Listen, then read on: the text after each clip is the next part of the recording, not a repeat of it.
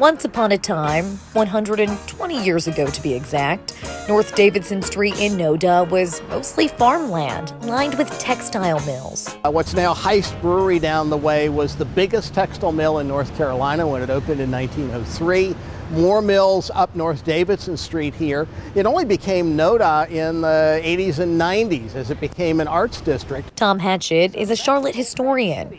A spot known for tacos and margaritas was in fact the heartbeat of downtown back in the day, he says.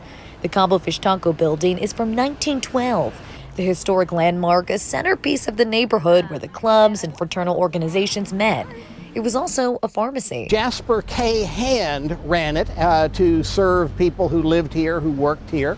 And he not only sold the Patten medicines of the day and aspirin and fly swatters and whatever, but he made his own Patten medicine, something called livolaxtonic, the family regulator. In the 70s, textile production began to stop in North Charlotte, and what we know as Noda, the quirky neighborhood with art, music, and restaurants, began to form.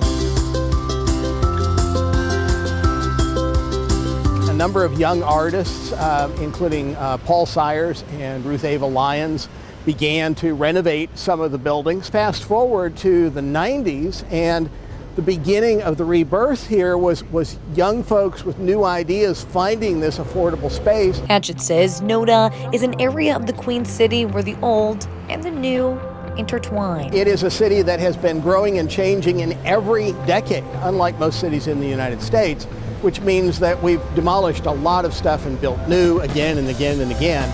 So when you find something like this corner of Noda where you can see the progression of history over time, it adds a richness to the flavor of Charlotte